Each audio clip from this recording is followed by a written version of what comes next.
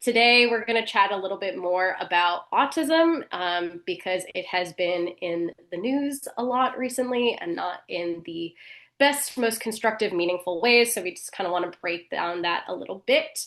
As far as who I am and why I should be allowed to talk to people about autism, I have a master's of education in specifically special education with a focus on autism. I started in this field 16 years ago. Nope, more. 18 years ago. That's how math works. When I was 14, I was looking for a summer job and I ended up working at the preschool that I attended as a child, and one of the teachers at the preschool volunteered with an organization called Daniel's Music, which still exists to this day. It's out in New York, but it is a musical therapy program for people with all sorts of disabilities, regardless of age, if it's a cognitive versus a developmental versus a physical disability, and they provide free music classes of varying degrees of difficulty. I stuck to the children basic rhythm section. That's about where my music capabilities stop. And this is a photo of me at one of our recitals. And I enjoyed that work so much, and that's what sparked my interest in working with kids with developmental and cognitive disabilities. Um, and then I specifically got involved as an early intervention therapeutic preschool teacher for kids on the spectrum. We had a class of students who were ages like 2 to 5, and I really enjoyed that work. And that's sort of what continued me to focus specifically on autism. And I got to work as a teacher's aide for a while in Minnesota. I studied cross-cultural differences in special education in the US versus Denmark. I was then a New York City public school teacher for a while, both in a self-contained classroom, so students that had more significant support needs. I worked with middle and high school students. And then I also worked in a co-integrated teaching environment with middle schoolers. So some kids who had IEPs, individualized education plans, whether that be for autism, Down syndrome, learning disabilities, ADHD, dyslexia, and then also some students who did not have IEPs. They were learning together in the same classroom, and I did humanities, English, and history specifically. And ever since 2017, I have been working at a local autism services and advocacy organization. As far as the agenda today, we're going to focus on a little bit about what is autism, what's the diagnostic criteria, how can it present, how can it look in people, what are correlations, not causes, and historical explanations of autism. That's where we're going to get a little more sciencey.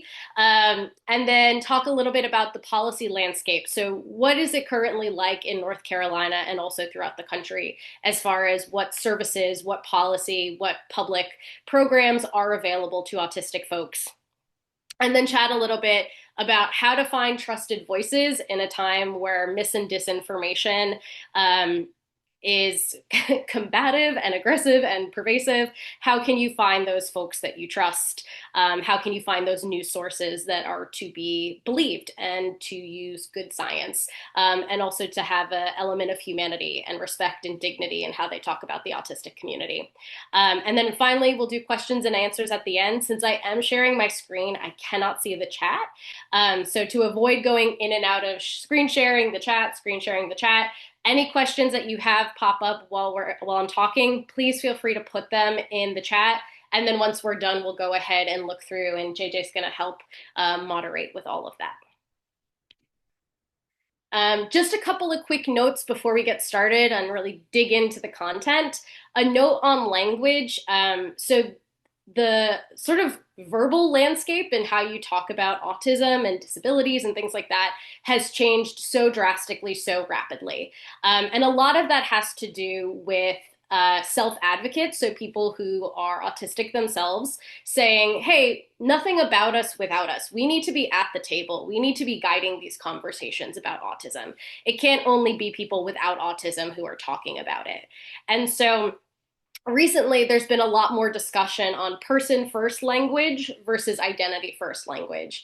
And so person first is phrasing it where other aspects of their identity come first. So like a teenager with autism, an adult male with autism, versus identity first language is where that disability or diagnosis that goes first. So an autistic teenager.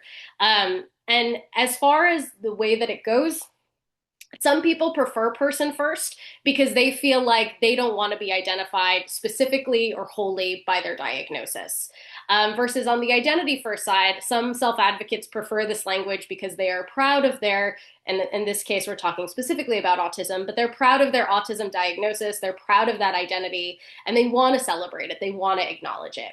As I am talking, I will probably flip back and forth between saying like a person with autism versus an autistic person, just sort of by my own patterns. That's what I tend to do. If you are ever talking with someone who is a self-advocate, you can always ask them what their preference is, because for some people they do feel really passionately one way or the other. And you know, similarly to pronouns in that respect, it's so individual, and you really want to be specific to that person. And in general, we just always want to treat people with dignity, with respect. We want to talk about them and to them with that sense of humanity. So, a little quick note on language. And before we get into really the meat of this, I also want to say this is truly an introduction to autism. There is so much that is being constantly updated. I was telling JJ, I used to do presentations like this in an old position for work, and I haven't had a chance to do it in a while. So I was really excited to kind of dust off my old presentations and update what needed to be updated. And so many things have changed, even within the past 5 years since I've last had to do a presentation like this. So all of that to say is that because things are constantly evolving, and again, because autism has now been kind of thrown into the national spotlight in not the most constructive way, it really is important to understand that this is sort of a basic guide. If you are interested in doing more research and learning more and accessing more, please feel free to reach out to me. I'm more than happy to share additional resources and chat about this sort of at length. But again, just a reminder that today is sort of a basic primary. We're not going to go too into the weeds because if we do, we would potentially never stop. So the first section, a little bit more sort of what is autism, what's the diagnostic criteria look like, and how can it present, how can it look in different people? So autism, known as autism spectrum disorder or ASD, it is a neurodifference or a developmental disability. It is characterized by difficulties with language, social interactions, motor skills and sensory integration, and the presence of intense interests, repetitive or obsessive behaviors. And as far as sort of how that looks written out in the DSM-5, which is the psychological manual that they use to set the diagnostic criteria for autism, for schizophrenia, for all sorts of different psychological conditions, this is a little bit more the specifics, and I'm not going to read this to you. But the first section is persistent deficits in social communication and social interactions across multiple contexts as manifested by the following. And they've changed the wording a little bit to be like, it has to be happening currently and also historically in the past. And again, that across multiple contexts is very vital. And so I'll chat a little bit more in a second, but we want to make sure that when we're looking at how those persistent social communication and interaction deficits can look, it's not just I might feel uncomfortable in a specific certain context, and therefore I'm exhibiting these behaviors, and therefore I'm autistic because in this moment I'm exhibiting those specific behaviors. It is a different way of interacting in general across different environments. So that really is key, that sort of universality in the behaviors.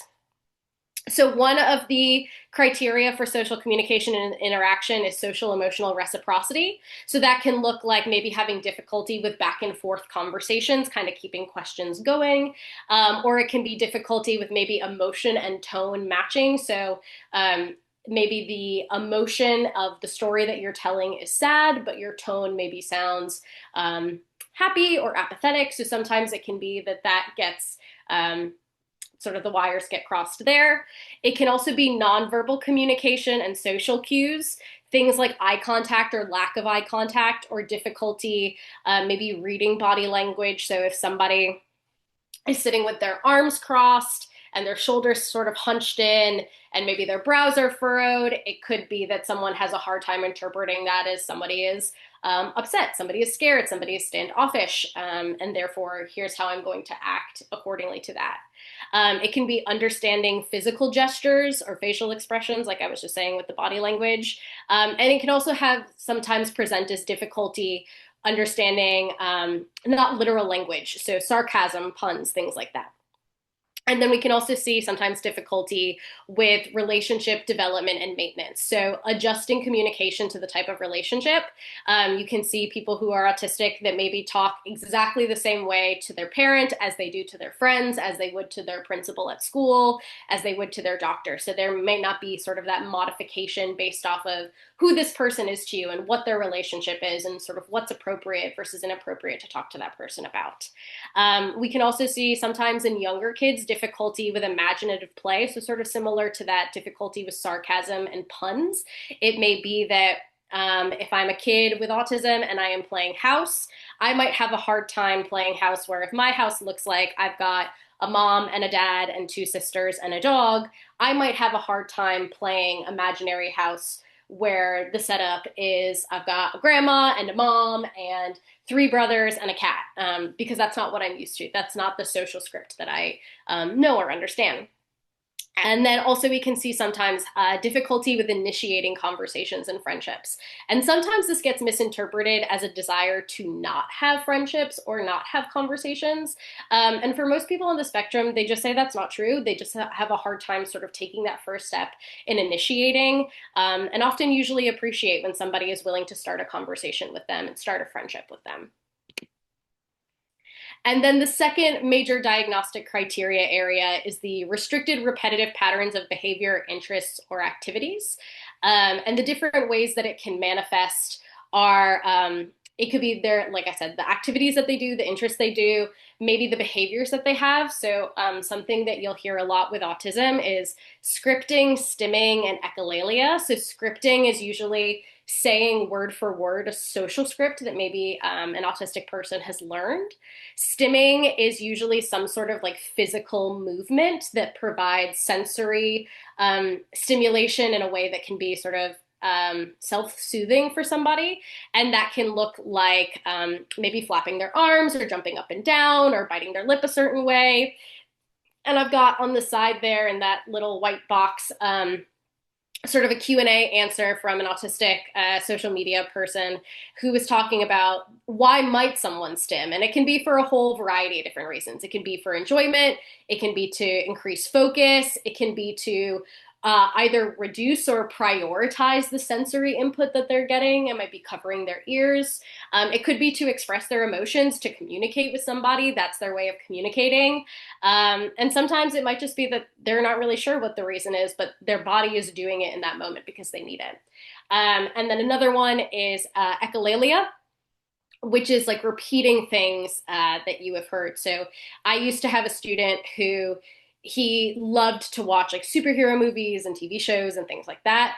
And so for him, he would often repeat entire scenes from movies and TV shows he had watched.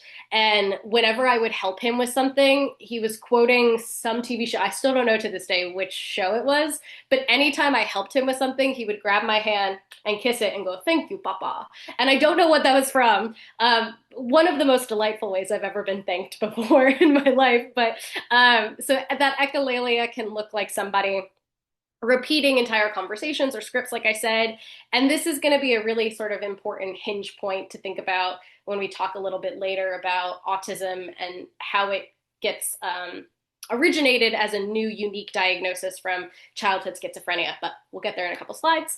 As far as other things, there can be insistence on sameness. There's a high comorbidity between autism and anxiety, so a lot of folks who are autistic also have anxiety, and that can present itself as having a difficult time with transitions or sudden changes. If you're supposed to go a certain way, But because of traffic or construction or something like that, you have to go a different route. Sometimes that can cause a lot of frustration and anxiety in somebody who's autistic. Hyper or hyporeactivity to sensory input. Like I said, sometimes people can be very sensitive to sounds, to not only the type of sound, but the volume, to the environment, to the lighting, to the feeling of the leather chair I'm sitting in, to the texture of the shirt I'm wearing, or it can seem like they are hyporeactive. So maybe something that seems like it should hurt, like if they're putting a really heavy bag on, and it doesn't seem to be bothering them. Sometimes that sensory input um, can be either hyper or hypo. And you can even see within the same individual someone who is hypersensitive to certain things and then hyposensitive to other things. There's also sometimes a preoccupation with the parts or the details over the broader picture. So sometimes it's things like maybe putting all of your markers color coded in size order, or something like that. Instead of just picking a marker and figuring out sort of the next step of what to do with it, it might be sort of you're more preoccupied on that part and organizing that part. And then restricted interests. So sometimes folks will do what they like to call info dumping, which is that they really like a certain piece of information. It could be that they know all of the New York City subway lines, or it could be that they know all of the facts about the New York Beatles. I'm sorry, the New York Beatles, the Beatles. I'm not trying to start a war with the UK. I know they're from England. I apologize.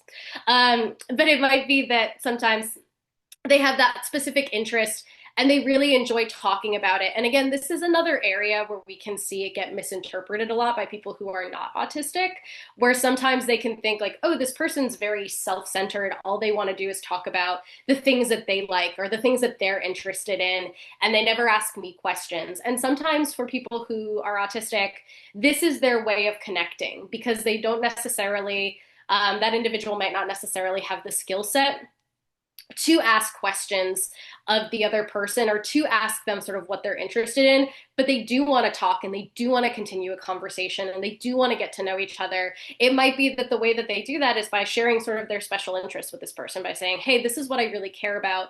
This is what I really want to talk about. I would like to talk about it with you. So again, there's a lot of parts of autism that have been stigmatized for so long and sort of been misinterpreted for so long.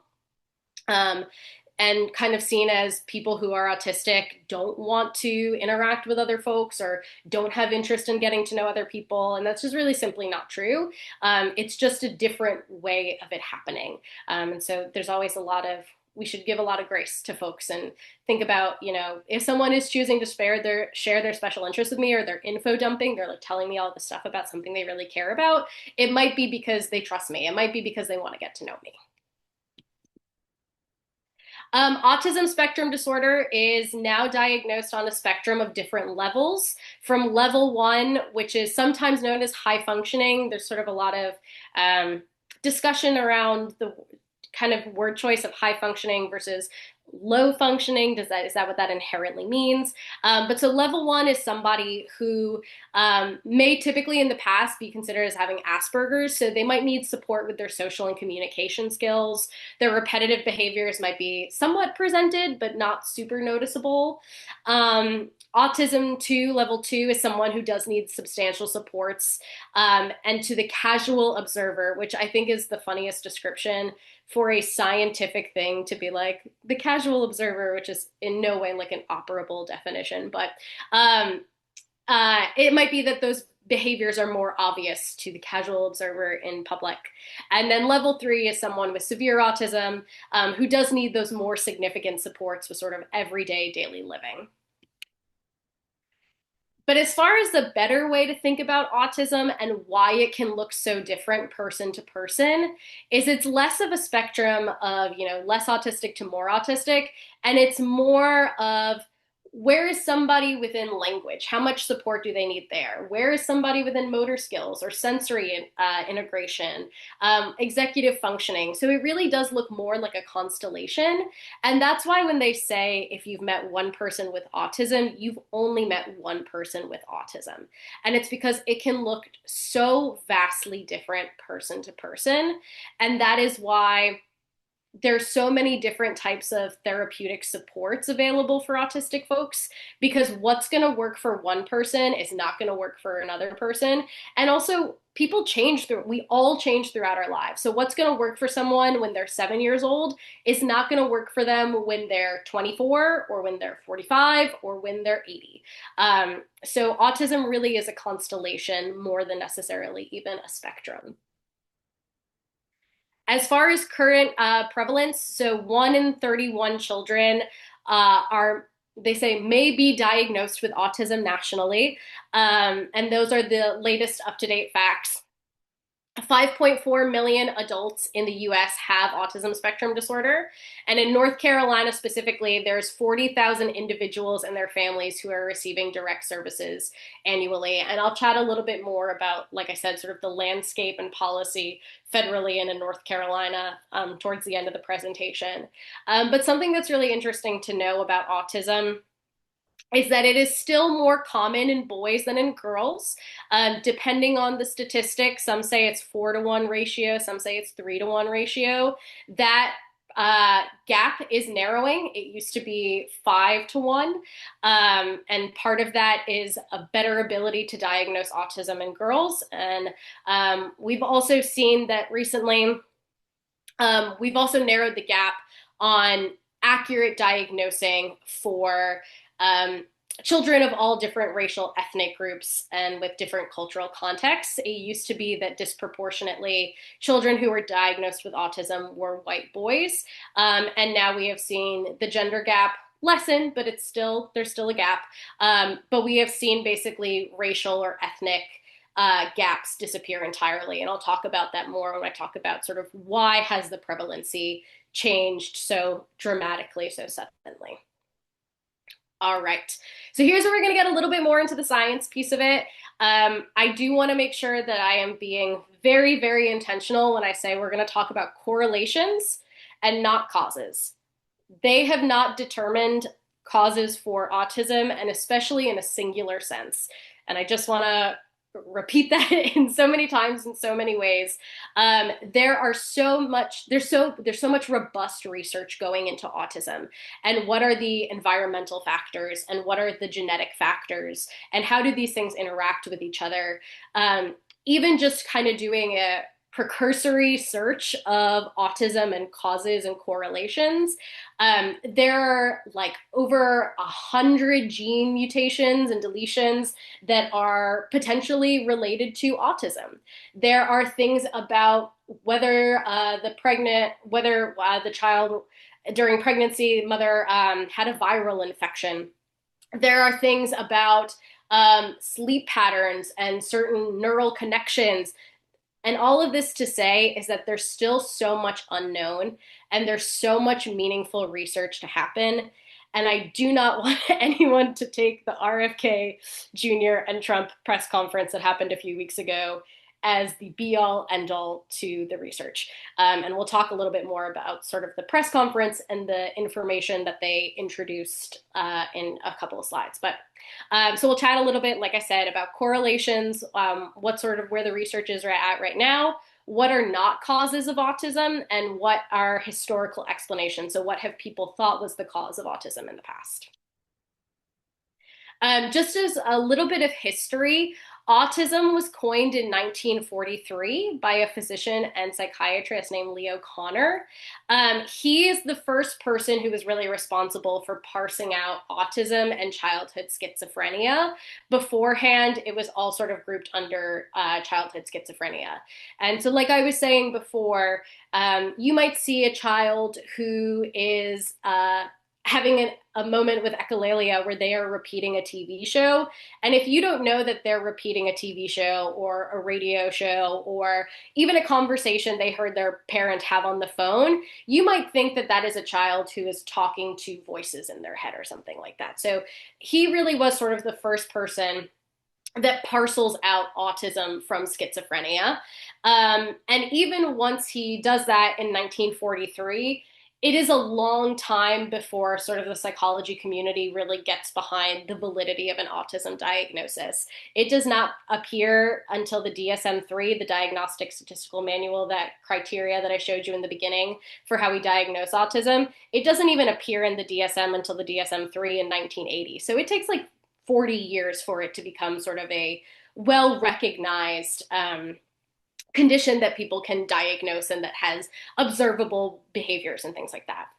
Asperger's was defined, it's kind of murky depending on the source, but somewhere in the 1940s by an Austrian pediatrician named Hans Asperger, who basically he noticed those autism-like behaviors, so the difficulties with social communication, but some in boys who were still typically developing academically. So they could still do schoolwork on par with their classmates, but maybe had more of those social deficits. Asperger's now falls under, like I said earlier, that level 1 or high functioning autism. And this is one of the reasons in the last note that you can see, Asperger's gets folded into the autism diagnosis, the autism spectrum disorder diagnosis in the DSM-5. So this is another one of those reasons that we can kind of cite that why the prevalency has all of a sudden increased, is that a lot of different diagnoses that before had kind of been separate to autism start to fall under the spectrum definition in the DSM-5. So whether that's Asperger's, Fragile X, Rett syndrome, pervasive developmental disability not otherwise specified, those all come in. So now those people and those kids and adults who wouldn't have necessarily had an autism diagnosis, they now are folded in under this umbrella term. So that's another one of the reasons why prevalency has increased so dramatically recently. And just a note, and we're going to talk about Tylenol more in a second, Tylenol was not introduced to the US market until 1955. Autism as a diagnosis was created in 1943. So already not a match with the timeline. But to kind of get into it, the discussion of Tylenol, which is the brand name for acetaminophen, that's like the actual drug, the meta study, which basically just means that it is a study that looked at a whole bunch of other studies and they said, okay, this one found this, this one found this. These are the patterns. So the meta study that Trump and RFK Jr. Referenced during that conference included 46 studies, where 27 of them found a positive link between pregnancy exposure to acetaminophen and later diagnosis. And I do want this to be clear, a diagnosis of a neurodevelopmental disorder.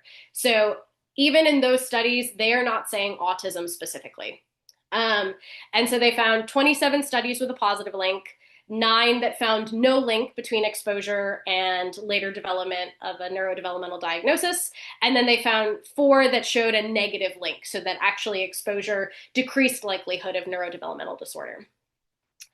They also said that the pattern of that meta study, so the 27, 9, and 4, was consistent with previous rat studies where they looked at Tylenol usage or exposure, and especially during the 3rd trimester, which was associated with higher risk of development. And I won't go into this for too long, but I am lucky for me, probably not for my husband. He is a neuroscientist by training. And so whenever I read one of these studies, I go, okay, so how are you going to tell me that a rat is born autistic? Like how do they actually operationalize that in a neuroscience study?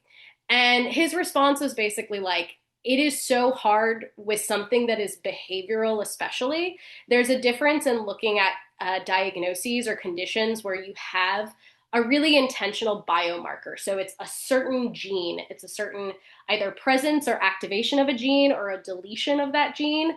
It's really easy to test for those sorts of things. It's not easy to say, okay, well, this rat is tending to bury incessantly items like seeds or, whatever. And therefore that is the same as a repetitive behavior of an autistic person. So I also want to be abundantly clear that they said that these studies were consistent with rat studies. And while you may be able to more easily identify if a rat does not have a neurodevelopmental disorder, it's really hard to tie that idea again specifically to autism, which is the way that it was presented during that conference. Um, but even within those 46 studies that they are referencing that were looking at humans, the overall increased risk was correlative. So they cannot say that it was causal. They cannot say that the Tylenol caused the autism or the neurodevelopmental disorder in this case. And it was also such a small increased risk that it was not statistically significant. And so some things to remember is that these are all observation. They were not randomized control studies, which, to be fair, you cannot do with pregnant people. That's quite unethical to potentially risk putting someone who is pregnant or their pregnancy at risk because we're trying to figure out whether there is a cause or not. So it is important to remember that this is not a pure sort of scientific setup. It is observation, but also within that, they did not look for confounding variables. And so that brings me to the two studies that sort of refute that meta study that was mentioned during the conference. There's a big one called the JAMA study. It was done by a Swedish scientist. Last name is Alkvist. And basically, they looked at medical records for 2.5 million children born between 1995 and 2019 in Sweden. And they looked for the data of acetaminophen use, both in prescriptions from OBGYNs as well as self-reported data from pregnant people and from maybe their midwives who worked with them. And the study did show that although there was a 1.42, sorry, let me rephrase this so it's not confusing. The study showed that 1.42% of children exposed to acetaminophen during pregnancy were autistic, compared with 1.33% of children who were not exposed. So that is a very, very, very, I mean, it's not even a 0.1 difference. So that difference is so small, it's hard to make any sort of claim that that is statistically significant. And then they actually took it a step further and they looked at siblings who had the same mom. So therefore, were born from the same person, experienced, that was the person who experienced pregnancy. And they looked at these same mom siblings with mixed acetaminophen exposure. So maybe with one child, they did have exposure to acetaminophen, and then with the other child, they did not, or vice versa. But either way, it was a mixed acetaminophen exposure in the pregnancies. And since siblings share half of their genes, they have similar upbringings, they have similar maternal health. Once they controlled for those factors, they found no association between acetaminophen and autism, which again supports the idea that even those findings that were found in the meta study that was referenced, they could probably be explained by confounding factors. There was additionally a study in Japan where 200,000 children were looked at. They also used sibling comparisons. And when they did that, so again, they're controlling for confounding variables, they found no link, again, between acetaminophen use and pregnancy and autism. Another thing to kind of keep in mind is here is on the left-hand side, the increase in autism spectrum disorder diagnosis rate. And then on the right-hand side is the percentage of women who take Tylenol during pregnancy. And so as we can see, we've got a positive increase for diagnosis rate, so it's continuing to go up. And we actually start to see a small decline in the amount of women who are taking Tylenol during pregnancy.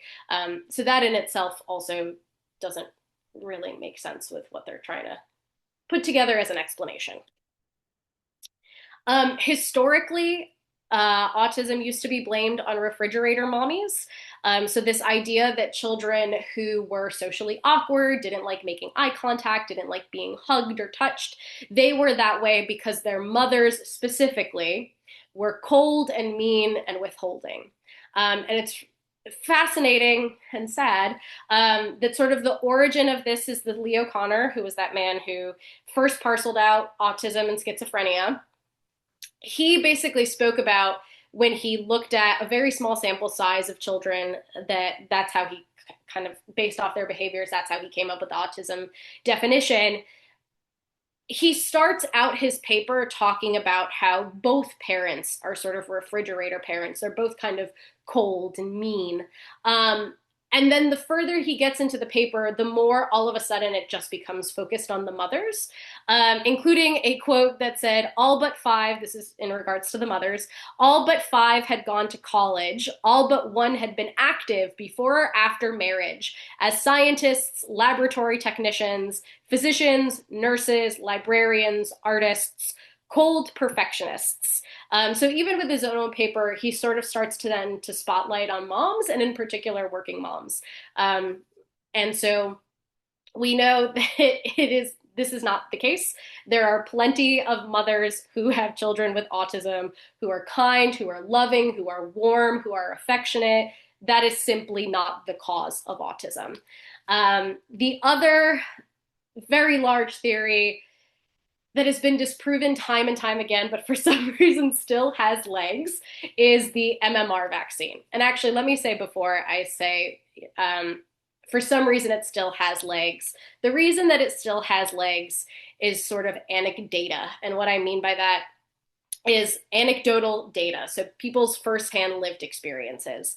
It's pretty common that when children get diagnosed with autism, the age of initial diagnosis has gone down, which is great because you can get supports and services earlier. It has gone down a lot recently, and that is due to robust, meaningful public health campaigns. But before that, a lot of children who had maybe more quote unquote obvious autism, they weren't really getting diagnosed till like 6, 7, 8, 10 years old. And so anecdotally, what I mean by that is that there is a very common thing in autism diagnosis where people see regressive autism. So they might have that their baby is reaching all sort of typical developmental milestones. They're sort of on track every time they go to a wellness visit. Then they get the MMR vaccine between like 12 and 18 months of age. And then they start to see their child maybe saying less words, making less eye contact, doing more of those repetitive behaviors like lining up toys in a certain way. And so for a lot of people who are frustrated, who can't get an answer, who don't know where to look for support, who have been put aside in the healthcare system for so long, the connection that they can make is my kid had an MMR vaccine around 18 months old, and now at 2 years old, I'm seeing them slide in these different developmental goals. So I do want to be intentional that while the science says MMR vaccines do not cause autism, and they do not cause autism, for some people, that can feel like the only explanation because, again, they are not having meaningful conversations. They are not having intentional access to healthcare. So that's why the idea still persists to this day. But where it all gets started is with an individual named Andrew Wakefield. He did a study that has now been stricken from the scientific record due to poor design and questionable research methods that falsely claimed that the MMR vaccine caused intestinal inflammation. And basically that inflammation let harmful proteins through the bloodstream up into the brain, and that those harmful proteins in the brain helped develop autism within a month of the vaccination. Again, this has been stricken from the scientific record because when you read the paper, it's really confusing how big his sample size was, how he chose to choose like which children were selected, what is the proportion of children with and without autism, with and without the vaccine. So after that gets stricken, he comes out with another study in 2002 that claimed that children with autism had the measles virus in their intestinal tissue, which basics about vaccines, you're getting a dead version of that virus, and that's how your body is able to basically learn sort of the DNA of that virus and be able to fight it better in the future. So if anybody gets a measles vaccine, an MMR vaccine, they do have a little bit of that dead virus in them that is detectable. But so he claimed that children with autism had the measles virus in their intestinal tissue, and therefore you could say autism, MMR vaccine, measles virus in the intestinal tissue. It's all the same thing. The issue with this study is that it was not a blind study. So the scientists and researchers knew who were the children with autism and without autism. It also did not control for autism and vaccination history. So it did not look at kids with autism with and without the vaccine and kids without autism with and without the vaccine. It only looked at kids with autism with the vaccine and kids without autism without the vaccine. So again, not good scientific design. And multiple studies since then have empirically disproved this theory, including what I think is the coolest study, which is a home videos experiment where they looked at they looked at the home videos of their first birthday before they had received the MMR vaccine and before they had received an autism diagnosis. And they had, and it was a blind study, so people who were watching these home videos did not know which kids, autism, not autism, with and without the vaccine, with and without the vaccine. They just looked at the videos to kind of look for early detection signs of autistic behaviors. And in those home video experiments with like 98% accuracy, they were able to figure out which kids on their first birthday were already showing early signs of autism. Who had not yet had the vaccine, regardless of autism diagnosis or not. So really what it is autism is probably caused by epigenetics, which is the idea that our genes and our environmental factors play into each other. So it seems to be that there are kind of a large group of genes that could be related to autism. There's like a famous kind of like folktale that a group of scientists got together and basically said, okay, we think like these 10 to 15-ish genes are related to autism. Let's everybody break up, go start studying, start doing DNA sequencing, start doing research and see, of these 10 to 15, which we can narrow down. What is the gene related to autism? And then they came back like 5, 10 years later and they were like, we actually now think it's like 440 different genes that could be potentially related. There is a high genetic component, and I'll chat more about that in a second. But they're also exploring, they cannot say for certain, they're still doing research, exploring the impact of viral infections during pregnancy, medicine exposures, complications during pregnancy, or air pollutants. As far as what seems to increase the likelihood of an autism diagnosis, we often see it in family histories. Families who have one child with autism spectrum disorder have a higher chance of having another child with autism. And I like to say likelihood instead of risk, because risk sounds bad. And I don't think being autistic is bad. So I just like to say higher likelihood. So families who have one child with autism are more likely to have another child with autism. There's a lot of, now I'm sharing anecdata, which I just spent a whole slide telling you about how bad that was. But when I would go out into the community and do presentations for my autism organization, I had a lot of folks that would come up to me and say, my child just got diagnosed. I think I'm probably autistic.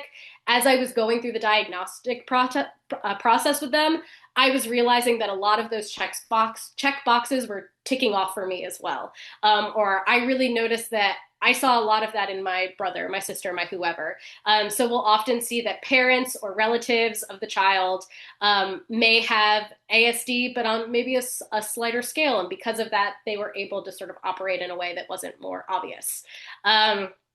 There's also other conditions that are more likely to be related to autism, like Fragile X or Rett syndrome.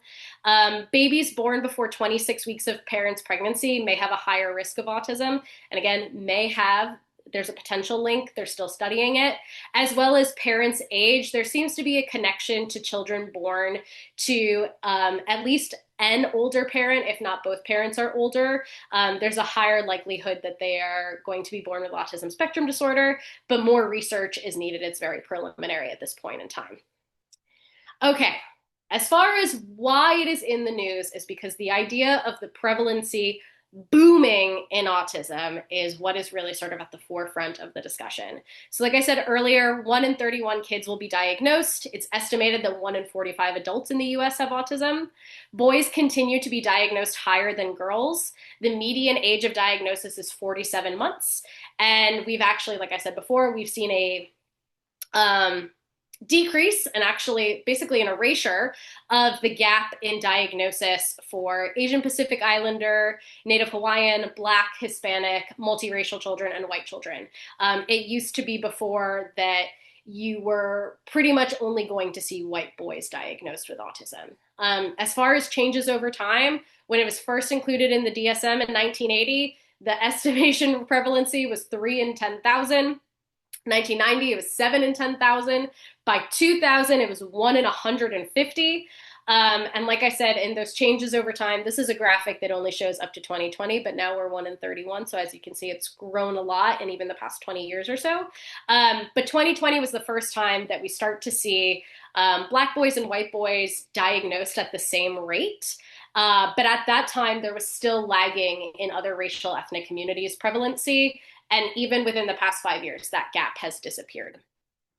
And so why has this prevalency increased so dramatically? Why have these gaps disappeared? Like I said before, new terms have come under the umbrella of autism spectrum disorder. So you have more people who used to exist outside of the ASD umbrella who are now a part of that community. We also have better screening tools and practices. There has been very intentional and effective public health campaigns to bring more awareness about autism to caregivers, to professionals, to the public, to families. There's also now more professionals trained to diagnose autism.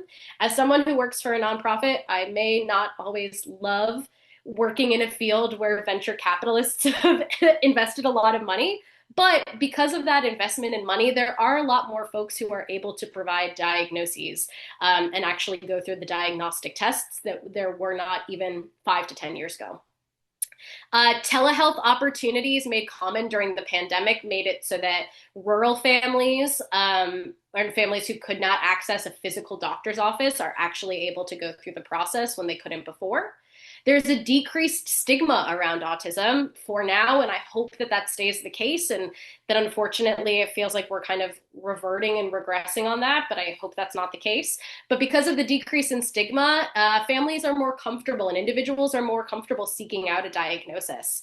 And we also have less biased screening tools and practices. And what I mean by that is that for a long time, autism was presented strictly as white men, usually who had some sort of savant syndrome. So they could do these very specific, highly niche and skilled things. And that was what autism was. And anybody that wasn't that wasn't autistic. And this is not to bang against any of these TV shows or movies. Some of them are quite good, honestly, and I enjoy them. But that is to say that now that we have moved on from this idea that autism is only the Sheldon Coopers of Big Bang or Rain Man, we've been able to better diagnose people. So like I said, there were so many issues with low-income families and families living in small town and rural areas not being able to access those diagnostic services. And now that telehealth is more available, they can get those services. We've also seen the increase in girls getting diagnosed.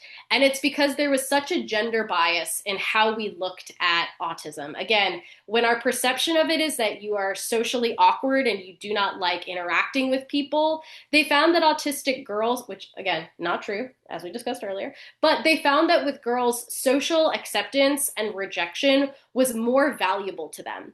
And therefore, they were able to mask and script and kind of like I said, mask their autism more so that they could create those relationships. We also would see that girls were more willing to talk about their restricted interests with other people, where boys might not do that.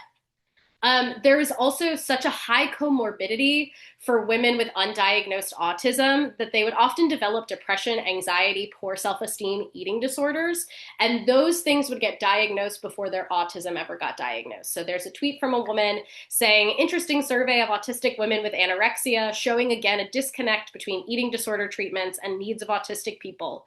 This anecdote stood out to me. A woman got told off for tiptoe walking and fidgeting, so probably stimming. She was probably autistic and stimming. A woman got told off for tiptoe walking and fidgeting because the doctors assumed she was trying to burn calories. So there is, again, we've really been able to sort of move on beyond this one-dimensional presentation of autism and understand the certain biases that we are all holding and how that impacts diagnostics. All right, policy landscape. And this is our last big piece. So hopefully I'm not taking too much of folks' time. We probably have another 5, 10 minutes. I apologize. But thank you all for staying along and listening. So as I shared earlier, there's 40,000 people plus in North Carolina who receive services. North Carolina does have an autism legacy.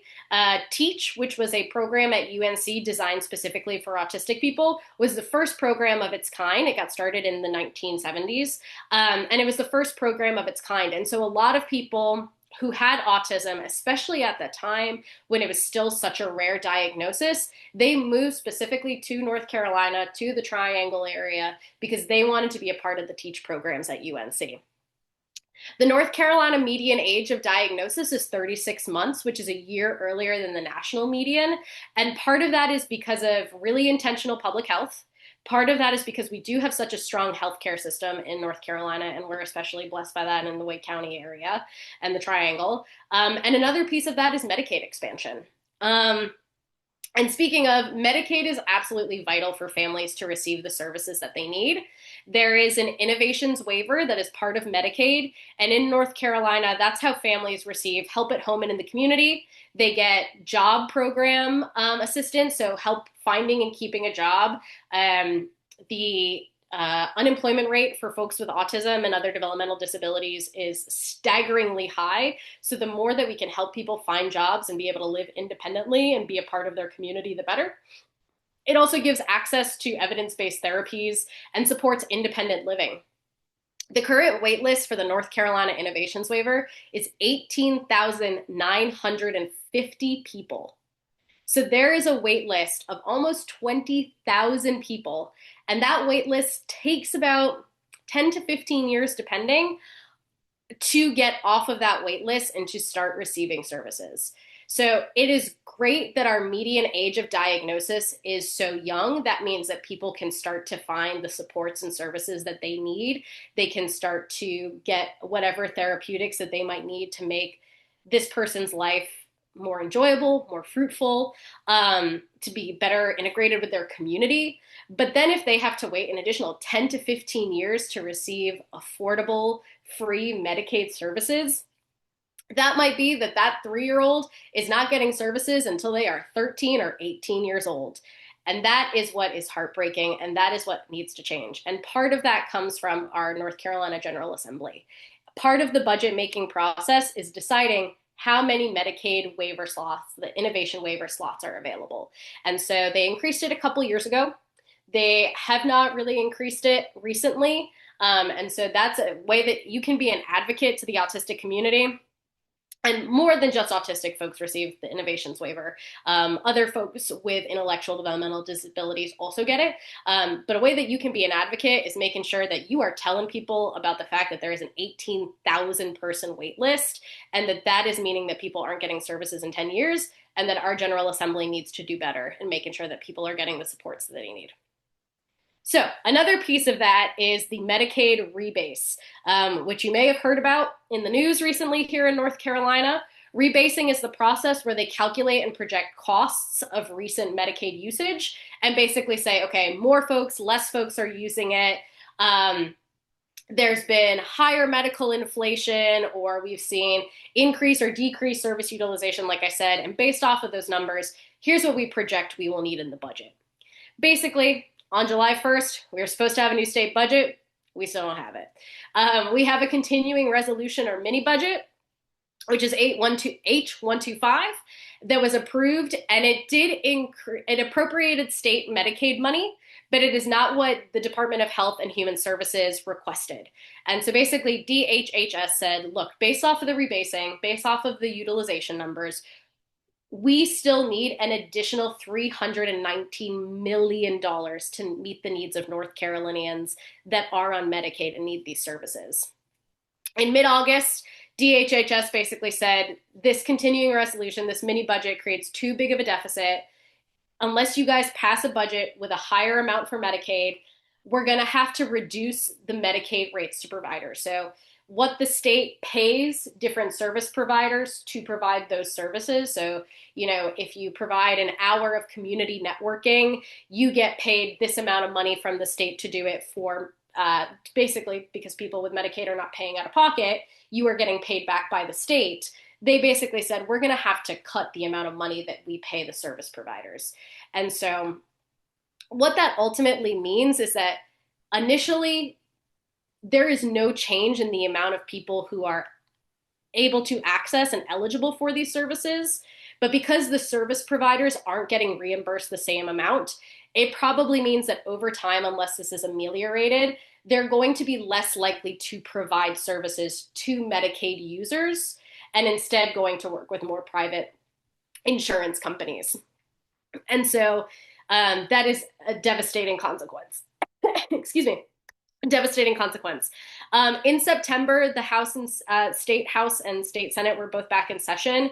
They both passed their own separate budgets, but there's still no agreement budget between the two, the House and the Senate. So therefore, we still don't have a state budget. And both individual budgets did increase Medicaid money, but it still didn't meet the DHHS estimates. So there will still probably have to be a reduction in Medicaid rates to providers. Hopefully it would go down a little if they did get more money. But who knows? We're 3 months deep and we still don't have a state budget, so we'll see what happens.